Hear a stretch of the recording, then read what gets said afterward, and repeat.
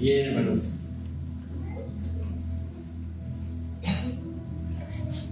Quiero invitarlos a que abramos nuestra Biblia en el profeta Isaías. Y la razón por la que vamos a leer el profeta Isaías es porque de alguna manera nos acercamos a esta temporada navideña, una temporada en donde empezamos a preparar nuestro corazón para recibir un mensaje que no porque se repita cada año deja de tener validez o pierde su capacidad de asombrarnos. El hecho de que Jesús decidió nacer como un pequeño bebé es un evento extraordinario, hermanos, muy extraordinario, que nunca debería dejar de sorprendernos, nunca debería dejar de maravillarnos.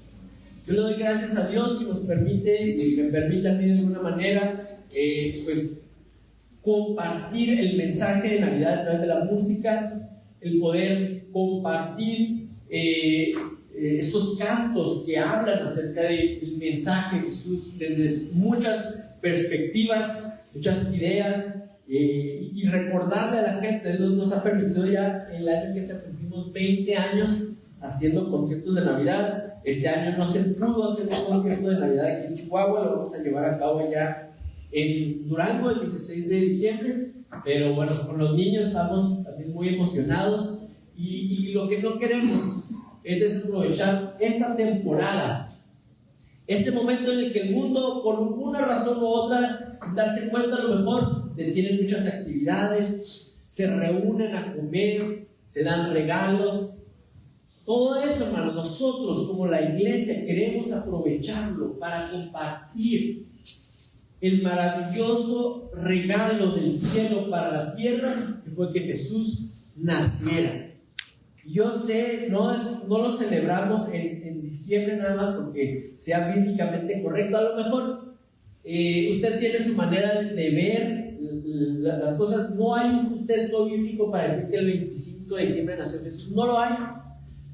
Pero lo que nosotros hacemos es aprovechar que el mundo se detiene, que el mundo está abierto y queremos nosotros hablar. Pero creo que como iglesia nosotros necesitamos prepararnos de la manera como Dios fue preparando a su pueblo para la venida.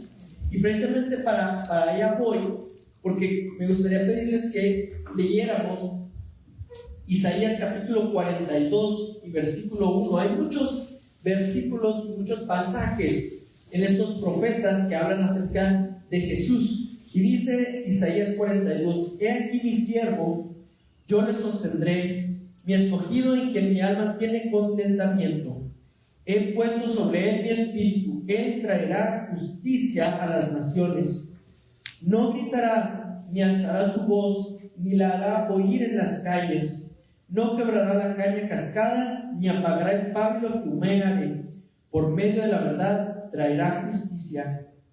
No se cansará ni desmayará hasta que establezca en la tierra justicia, y las costas esperarán su ley. Así dice Jehová Dios, creador de los cielos y el que los despliega, el que extiende la tierra y sus productos, el que da aliento al pueblo que mora sobre ella, y espíritu a los que por ella andan. Yo, Jehová, te he llamado en justicia y te sostendré por la mano, te guardaré y te pondré por pacto al pueblo, por luz de las naciones, para que abras los ojos de los ciegos, para que saques de la cárcel a los presos y de casas de prisión a los que moran en tinieblas.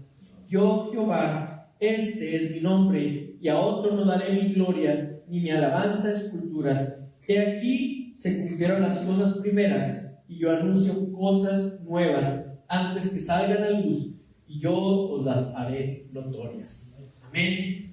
Este es uno de los primeros que se le conoce como los cánticos o los cantos del siervo del Señor. Hay varios, por lo menos 3 en el libro de Isaías, que narran el ministerio de Jesús.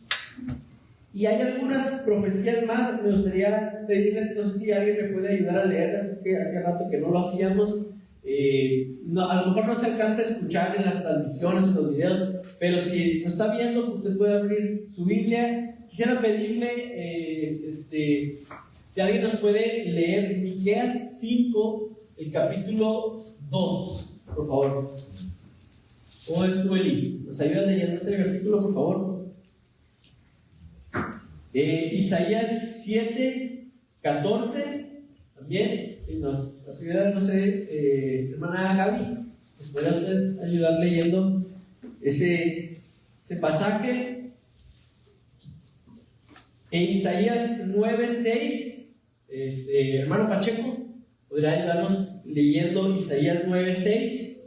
Son mensajes que los tenemos muy familiarizados con la época navideña, pasajes muy bonitos porque Jesús vino a cumplir profecías que se escribieron cientos de años antes de que Él llegara. Y algunas de estas se han quedado con nosotros en esta temporada de manera muy especial. Creo que el año pasado les recomendaba y me gustaría volver a hacerlo. Los que conocen el oratorio del Mesías, del compositor inglés George Frederick Handel, él lo que hizo fue que tomó todos los versículos que hablan acerca de Jesús y hizo una música que hasta el día de hoy se sigue tocando mucho. Creo que este año lo va a hacer la Filarmónica de la ciudad de aquí de Chihuahua, lo van a presentar. No creo que todo, porque todo dura como 3 horas. Y ya muy pocas veces, y las orquestas y los conciertos que se avientan a poner las 3 horas, porque la verdad es que ni los músicos ni el público ya aguantamos tanto. Pero las selecciones es música muy bella y la mayoría son estos versículos como los que vamos a escuchar a continuación. Si nos ayudas a leerlo, Miqueas 5, versículo 2. Pero tú, Belén Efrata, pequeña para estar entre las familias de Judá, de ti me saldrá el que será Señor en Israel, y sus salidas son desde el principio, desde los días de la eternidad. Amén. Ahí estaba prediciendo, ¿verdad?, dónde Jesús iba a nacer. Y cuando los reyes de Oriente llegaron con Herodes, Herodes mandó a los sabios, a los instruidos en la ley, a que buscaran dónde iba a ser que iba a nacer. Porque los sabios llegaron sabiendo que era el día, que era el momento que había nacido, y nomás necesitaban saber dónde. Y ellos fueron y descubrieron este pasaje, ¿verdad? Que de ahí era donde iban a ser el Mesías. Hermana Gaby, ¿nos puede Isaías 7:14? Por tanto, el Señor mismo dará señal. He aquí que la Virgen concebirá y dará a luz un hijo, y llamará su nombre Emmanuel. Amén. Amén. Ahí encontramos esta profecía de que Jesús había de nacer de una mujer que no había tenido todavía, no tenía su esposo, que no había tenido relaciones. Un milagro que el Señor había de hacer en medio del pueblo de Israel. Y mi hermano Pacheco me ayuda leyendo Isaías 9, versículo 6. Porque un niño nos es nacido, hijo nos es dado, y el principado sobre su hombro, y se llamará su nombre admirable, consejero, Dios fuerte, Padre eterno, príncipe de paz. Amén. Amén. También otro de los versículos de los pasajes que nos recuerdan mucho a la Navidad. Y lo que está extraño, hermanos, y a mí me gustaría hablar de esto, es el contexto de los profetas y de estas profecías. Porque si usted lee poquito antes y poquito después, va a leer unas cosas que nos asustan a todos. Yo me acuerdo una vez en uno de los conciertos, mi papá leyó completo ese pasaje y tiene esta parte navideña muy bonita, pero luego también empieza a hablar de un manto revolcado en sangre y que los ejércitos y unas cosas así bien tremendas, y así como que eso no va a la Navidad. Eso no me suena a Navidad. Eso no huele a ponche. Yo quiero nomás la parte de un niño recién nacido y será su nombre llamado consejero, todo eso. Pero la verdad, hermanos, es que estos profetas vieron un contexto muy específico. Y ellos estaban con un propósito, un ministerio de parte de Dios. La mayoría de estos profetas que hablan acerca de la venida de Jesús, los encontramos que eran profetas en el reino de Judá. No sé si recuerdan, y permítanme aquí un poquito de platicarles de la historia.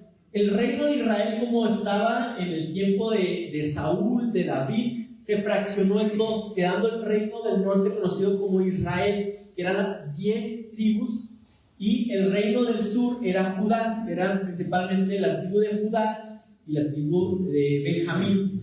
Y en esa estaba la capital y el centro religioso. Por eso en el tiempo de Jesús, ¿verdad? Cuando Jesús habla con la samaritana, ella entendía la diferencia y la presunción o este pique que había entre los que vivían en el reino del sur y los que vivían en el reino del norte, porque en Jerusalén era donde se tenía que adorar a Dios. Entonces el reino de Israel fue el que más rápido se fue alejando de Dios, y Dios trajo juicios tremendos. Y hay algunos de los profetas que fueron enviados precisamente a esta parte del pueblo de Israel. Isaías, Miqueas, Oseas eran principalmente profetas del reino del sur, y ellos hablaron acerca de eso. Y el profeta Isaías, para tomarlo como ejemplo, que es del que vamos a hablar principalmente el día de hoy, que tenemos estos pasajes tan bellos que nos recuerdan ahora en la Navidad, estuvo bajo 4 reyes. Y puedes investigar qué más o menos estaba pasando cuando él estaba dando estas palabras.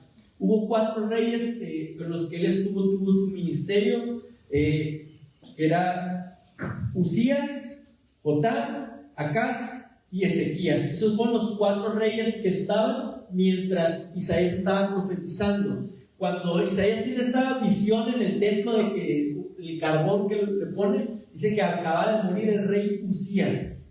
Y Usías y Jotam fueron 2 reyes que, al menos en la historia podemos ver ahí en el libro de Segunda de Reyes, que hubo paz, había paz en la tierra de Judá. Entonces él estaba profetizando de diferentes cosas, pero era un tiempo de paz. No así en el reinado de Acaz y Ezequías, en donde empieza a haber problemas con los asirios. Los asirios eran los que estaban azotando, eran los que estaban llegando. Hubo un rey muy malvado que se llamaba Sennacherib, que él invadió, y entonces estos reyes, Acaz y Ezequías, vivieron lo que fue un sitio, ¿verdad?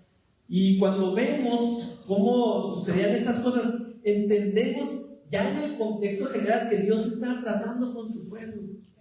Dios lo estaba haciendo una y otra vez, y Dios levantaba un rey para traer liberación. Desde el tiempo de los jueces subían los enemigos, era como un ciclo, ¿verdad? El pueblo se olvidaba de Dios, Dios enviaba enemigos, y después el pueblo se arrepentía, clamaban a Dios, y Dios traía un libertador. Y era como un ciclo que se iba repitiendo y repitiendo.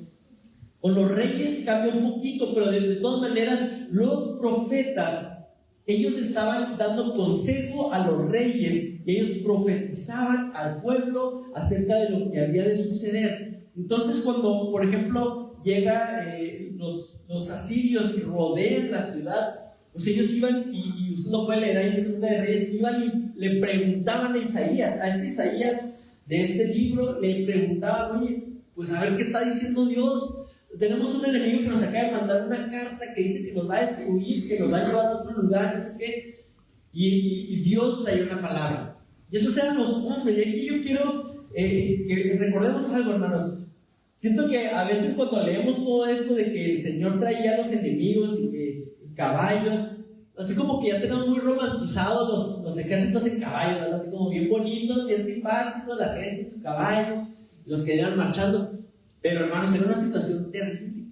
Era como para nosotros, ¿no? Ahorita que vemos los convoys de sicarios y lo que siente uno, o sea, era algo tremendo lo que estaban viviendo, era algo muy fuerte. Y Dios se manifestaba de una manera, platicamos, les compartí yo la semana pasada, cómo el Señor se manifestaba a través de victorias, pero que eran bélicas, o sea, guerra. Y eran cosas muy fuertes. Y de repente, hermanos, encontramos en Isaías 42 un personaje, porque ellos estaban acostumbrados a que se tenía que levantar un rey que iba a levantarse, que con poder bélico, que por medio de violencia iba a traer liberación. Y de repente aparece esta figura misteriosa que dice el siervo de Jehová, que en el versículo 2 dice: no gritará ni alzará su voz, ni la hará oír en las calles, no quebrará la caña cascada, ni apagará el pábilo que humeare, por medio de la verdad traerá justicia. Y eso sorprende, porque un rey necesita tener poder, un rey necesita tener su ejército, Un rey necesita tener la capacidad de ir y derrotar a otro ejército. Y aquí vemos que el siervo del Señor tiene el espíritu del Señor para traer justicia a las naciones. De eso tiene el poder, pero no ejerce un poder como hasta ahora lo habían visto el pueblo de Israel. No viene por medio de traer una liberación bélica, sino que dice que no gritará ni alzará su voz ni la hará oír en las calles. Para muchos judíos, estudiosos judíos, ellos entienden muchas de las profecías que hablan acerca del siervo de Jehová como el pueblo de Israel. Pero cuando nosotros vemos que hay ciertas cosas que dice uno, pues es que podría ser que si está hablando del siervo de Jehová, por ejemplo, si vamos en ese mismo capítulo, en el capítulo 42, pero el versículo 18 habla un poquito en esa manera, dice: sordos oíd y vosotros ciegos mirad. ¿Quién es ciego sino mi siervo? ¿Quién es sordo como mi mensajero que envié? ¿Quién es ciego como mi escogido y ciego como el siervo de Jehová? Que ve muchas cosas y no advierte, que abre los oídos y no oye. Yo creo que por cosas como estas, los judíos, ellos siguen viendo estos pasajes que nosotros entendemos como que son de Cristo Jesús, como el pueblo de Israel. Pero vamos a ver por qué para nosotros ya es definitivo que sí, Jesucristo vino y cumplió esas profecías, que sí eran los profetas hablando de Jesús que habría de venir. Y lo primero que yo recuerdo, hermanos, es que después de la resurrección hay un pasaje ahí que dice que se conoce como el camino de Emaús. Jesús ya resucitado se encuentra con dos discípulos que van muy agüitados porque después de la muerte de Jesús, así como que ya se les había acabado, ya no sabían qué esperar, como que esta figura que vieron en Jesús y el ministerio y el poder y todos los milagros, como que se había terminado en esa crucifixión. Entonces ellos estaban muy tristes y Jesús se aparece y dice que empezando por Moisés y por todos los profetas del Señor, que todas las escrituras hablaban de él. Todas las escrituras que estaban apuntando a Cristo Jesús. Y a partir de ahí esos discípulos, ¿verdad? Dice que su corazón ardía. Ellos, porque seguramente por ser parte del pueblo de Israel ya habían escuchado estas profecías, pero nunca había ardido su corazón al leerlas. Nunca había ardido su corazón de esa manera como cuando Jesús, aunque ellos no sabían que era Jesús, ellos solamente pensaban que era un caminante más, les empezó a enseñar cómo Jesús cumplió toda la ley y los profetas. Yo creo que de ahí comenzó en los discípulos y en la iglesia este entendimiento del Antiguo Testamento. Y de hecho hay una relación bien directa de Mateo, de Isaías 42 en Mateo 12:15. Vamos para allá, hermanos. Porque si queda un poco de duda acerca de si el siervo de Jehová que menciona ahí en Isaías 42:1 es el pueblo de Israel o una persona, si es Jesús, Mateo ya, él nos da una clave. Ahí, ¿verdad? Dice el capítulo 12, desde el 9, dice: pasando de allí vino a la sinagoga de ellos, y he aquí había allí uno que tenía seca una mano, y no preguntaron a Jesús para poder acusarle: ¿es lícito sanar en el día de reposo? Él les dijo: ¿qué hombre habrá de vosotros que tenga una oveja, y si ésta cayere en un hoyo en día de reposo, no le eche mano y la levante? Pues cuánto más vale un hombre que una oveja. Por consiguiente, es lícito hacer el bien en los días de reposo. Entonces dijo aquel hombre: extiende tu mano. Y él la extendió, y le fue restaurada sana como la otra. Y salidos los fariseos tuvieron consejo contra Jesús para destruirle. Sabiendo esto, Jesús se apartó de allí y le siguió mucha gente, y sanaba a todos. Y les encargaba rigurosamente que no le descubriesen, para que se cumpliese lo dicho por el profeta Isaías cuando dijo: he aquí mi siervo a quien he escogido, mi amado en quien se agrada mi alma. Pondré mi espíritu sobre él, y a los gentiles anunciará juicio. No contenderá ni voceará, ni nadie oirá en las calles su voz. La caña cascada no quebrará, y el pábilo que humea no apagará, hasta que saque a victoria el juicio, y en su nombre esperarán los gentiles. Mateo ahí, en el momento de escribir este evangelio, ¿verdad?, él ya tenía claro que Isaías 42 apuntó precisa y específicamente a Jesús. Incluso pone el momento en el cual dice Jesús en este momento lo cumplió. En el momento, fíjese muy bien, después de una sanidad que puso en contra de los fariseos, que los exhibió a tal punto que ellos decidieron que iban a destruirlo. Y muy diferente a lo que pudiéramos encontrar en otros pasajes de Jesús, vemos que Jesús se apartó de allí, es como si se escondiera. En ese momento deja de tener un ministerio muy público y se va un poco a lo escondido. Y dice que allí lo siguió mucha gente y que sanaba a todos, pero que les encargaba que no le descubriesen. Este momento, dice Mateo, es el que cumple la palabra del profeta Isaías en 42. ¿Por qué? Yo quiero ver varias cosas, hermanos, de esto. Y el primero es una manera de verlo un poco más general, y es que Jesús entendía que aún el tiempo no había llegado.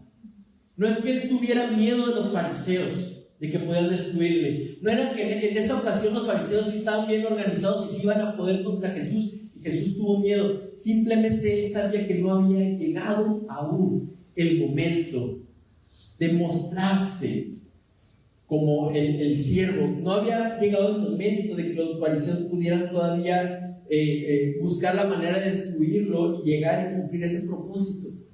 Así es que él se va un poco a lo escondido, y ahí vemos que se cumple esa parte de que él no estaba anunciándolo en las calles. Había un momento de espera, y de hecho la historia de la Navidad y la venida de Jesús tiene mucho que ver con esperar.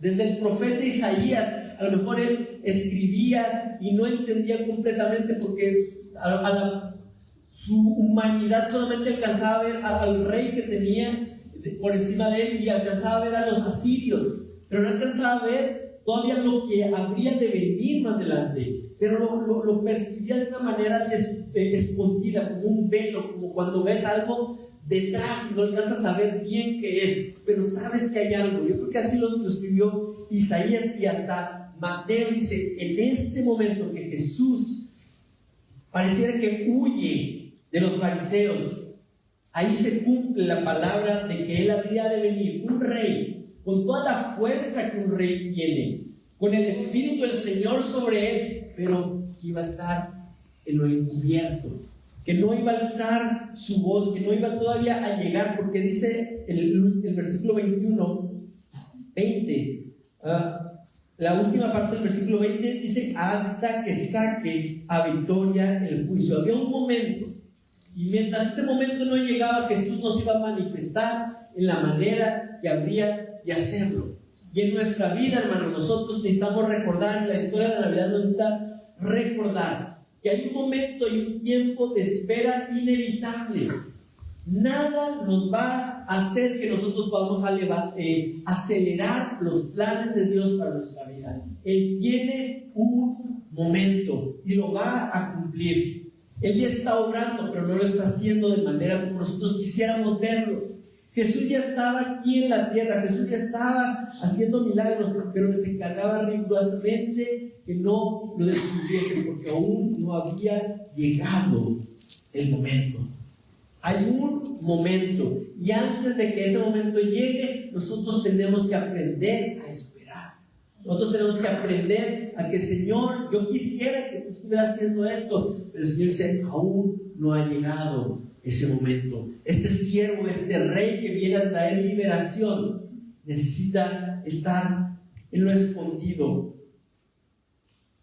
No contenderá ni voceará, ni nadie oirá en las calles su voz. Y después viene esta parte, dice, la caña cascada no quebrará y el pábilo humea no apagará. Fíjese cómo Jesús viene un poquito antes de que Mateo escriba esto, y es el contexto. Jesús sanando a un hombre con una mano seca, con una mano que no le servía. Y cuando nosotros vemos la caña cascada, hay muchas maneras, porque la palabra hebrea se refiere en realidad como a esta plantita de trigo.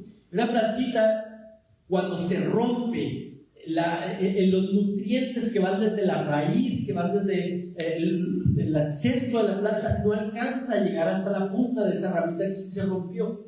Entonces esa punta de la ramita está destinada a morir. A lo mejor está sostenida ahí por un hilachito de la plantita, pero ya no va a crecer, ya no va a poder dar vida. Y lo hablamos en el contexto de una planta de trigo, ya no va a poder dar fruto.